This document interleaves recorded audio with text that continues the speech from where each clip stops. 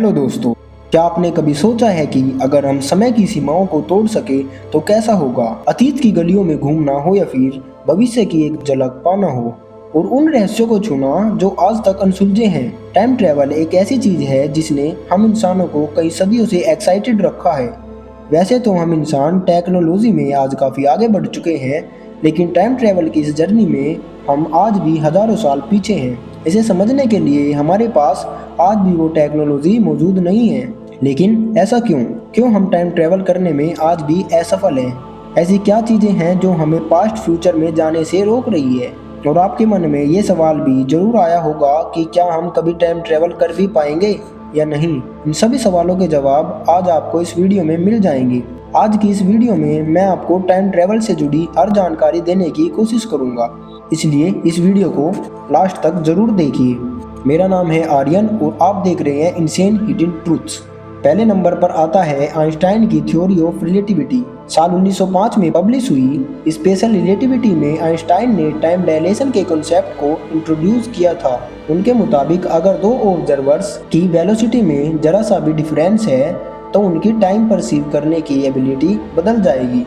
आसान भाषा में कहे तो समय कभी भी एक गति से नहीं चलता, वह कितना तेज और कितना धीरे फ्लो होगा ये इस बात पर निर्भर करता है कि उसे एक्सपीरियंस करने वाला व्यक्ति कितनी रफ्तार पर ट्रेवल कर रहा है। आइंस्टाइन के मुताबिक जैसे जैसे एक ऑब्जेक्ट की वेलोसिटी बढ़ती है वैसे वैसे उसके लिए समय की गति कम होने लगती है। हमारे ब्रह्मांड में कोई भी चीज प्रकाश की गति यानी स्पीड ऑफ लाइट से तेज नहीं चल सकती। यही कारण है कि इस रफ्तार को यूनिवर्सल लिमिट माना जाता है। वैज्ञानिकों के मुताबिक अगर किसी ऑब्जेक्ट के पास जरा सा भी मास है तो वह इस स्पीड बैरियर को कभी तोड़ नहीं पाएगा। जैसे जैसे ऑब्जेक्ट की स्पीड लाइट की स्पीड के पास पहुंचती है वैसे वैसे उसके लिए समय की स्पीड कम होने लगती है और उस स्पीड में ट्रेवल करने के लिए ऑब्जेक्ट की एनर्जी रिक्वायरमेंट भी बहुत ज़्यादा हो जाती है। एक समय ऐसा भी आता है जब वह एनर्जी रिक्वायरमेंट इन्फिनाइट हो जाती है, जिसे पूरा करना इम्पॉसिबल है। इससे हमें दो बातें क्लियरली पता चलती है। पहली ये कि तेज रफ्तार पर ट्रेवल करने से हमारे लिए समय की गति कम होने लगती है। अगर इसे हाइपोथेटिकली बोला जाए, अगर कोई ऑब्जेक्ट स्पीड ऑफ लाइट पर ट्रेवल करेगा तो उसके लिए समय की स्पीड 0 हो जाएगी, यानी उसके लिए समय का कोई वजूद नहीं रहेगा। दूसरी बात यह है कि स्पीड ऑफ लाइट हमारे यूनिवर्स की अनब्रेकेबल लाइट है। इसको तोड़ने के लिए हमें इनफाइनाइट एनर्जी की जरूरत पड़ेगी, जिसे आज के टाइम अरेंज करना नामुमकिन है। आइंस्टाइन की इस थ्योरी ने उस समय के साइंटिस्ट को हिलाकर रख दिया। ये पहली बार था जब किसी फिजिसिस्ट ने समय के ऊपर इतनी गहरी रिसर्च करी। टाइम एक बहुत ही मिस्टीरियस चीज है, हम ना इसे देख सकते हैं और ना ही इसे कंट्रोल कर सकते हैं। यही कारण है कि इस पर रिसर्च करना भी उतना ही ज़्यादा मुश्किल होता है। स्पेशल रिलेटिविटी के पब्लिश होने के बाद कई वैज्ञानिकों को टाइम के ऊपर एक मजबूत पकड़ मिली, जिसके बाद वह कुछ ऐसी चीज़ को डिस्कवर कर पाए जो आज से पहले अनजान थी। इनमें से सबसे इंटरेस्टिंग और इम्पोर्टेंट चीज़ थी टाइम पैराडॉक्स। जैसे मैंने बताया कि अगर कोई ऑब्जेक्ट तेज गति से चलता है तो उनके लिए समय की रफ्तार धीरे होने लगती है। अगर इसी कॉन्सेप्ट को हम एक स्मार्ट तरीके से समझे तो हमें कुछ ऐसे पैराडॉक्स दिखाई देंगे जिन पर विश्वास करना काफी मुश्किल है। उदाहरण के लिए मान लेते हैं मोहन और सोहन दो जुड़वा भाई हैं। साइंस में रुचि होने के कारण वह दोनों भाई एक टाइम ट्रैवल एक्सपेरिमेंट को परफॉर्म करने का प्लान बनाते हैं। इस प्लान के मुताबिक सोहन एक स्पेसशिप में बैठकर अंतरिक्ष की लंबी सैर पर जाएगा और इस एक्सपेरिमेंट के दौरान इस स्पेसक्राफ्ट की रफ्तार स्पीड ऑफ लाइट की 25% होगी। वहीं दूसरी तरफ मोहन अर्थ पर ही रहेगा और सोहन के आने का इंतजार करेगा। फाइनली ये दोनों भाई इस एक्सपेरिमेंट की सारी तैयारी करते हैं और सोहन अंतरिक्ष की सैर के लिए निकल जाता है। करीब 1 साल तक ट्रैवल करने के बाद जब वह वापस आता है तो उसे पता चलता है कि पृथ्वी पर करीब 12 दिन एक्स्ट्रा जा चुके हैं, यानी एक तरह से वह समय में अब 12 दिन आगे जा चुका है। जैसे कि मैंने आपको बताया था कि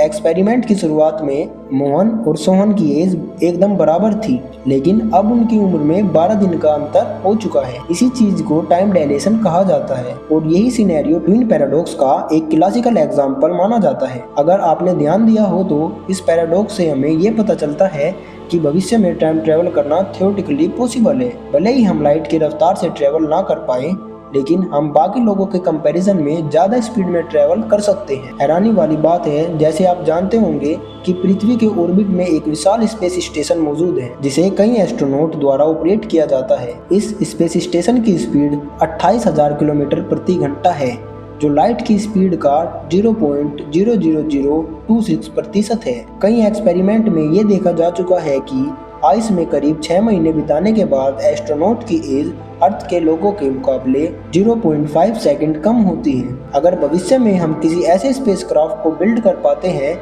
जो लाइट की स्पीड के 10% की रफ्तार पर भी चल पाए, तो हम टाइम डायलेशन के इफेक्ट को बड़े पैमाने पर देख पाएंगे। और अगर किसी कारण से हम ऐसा नहीं कर पाए, तो हमारे पास भविष्य में टाइम ट्रैवल करने के लिए एक बहुत ही इंटरेस्टिंग तरीका है। 1905 में स्पेशल रिलेटिविटी के पब्लिश होने के बाद आइंस्टाइन अपनी नई थ्योरी पर काम करने लगे। वह स्पेस टाइम के इस कॉन्सेप्ट को और अच्छे तरीके से समझना चाहते थे ताकि टाइम और ग्रेविटी की इस मिस्ट्री को सुलझाया जा सके। करीब 10 साल तक रिसर्च करने के बाद 1915 में उन्होंने अपनी जनरल थ्योरी ऑफ रिलेटिविटी को पब्लिश किया। इस थ्योरी में उन्होंने बताया कि अंतरिक्ष में मौजूद हैवी ऑब्जेक्ट जैसे स्टार और गैलेक्सीज स्पेस टाइम पर एक फोर्स लगाते हैं। आसान शब्दों में कहे तो स्पीड की तरह ग्रेविटी भी समय पर प्रभाव डालती है। जैसे किसी ऑब्जेक्ट का ग्रेविटेशनल फोर्स जितना ज्यादा होगा, उसके लिए समय की रफ्तार उतनी ही कम हो जाती है। खैर, हमें ये तो पता चल गया कि भविष्य में टाइम ट्रेवल करना पॉसिबल है,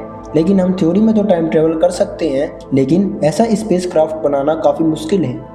आपको पता ही होगा कि ब्रह्मांड में हर चीज कॉज और इफेक्ट का पालन करती है। इसका सीधा मतलब ये है कि जब कोई कॉज होता है तभी उसका इफेक्ट क्रिएट होता है। यानी जब आप एक बॉल को किक करेंगे तभी वह रोल होना स्टार्ट होगी, बिना किसी कारण के वह रोल नहीं होगी। इस बात से कई सारे पैराडॉक्स क्रिएट होते हैं। इसमें से सबसे फेमस पैराडॉक्स है ग्रैंडफादर पैराडॉक्स।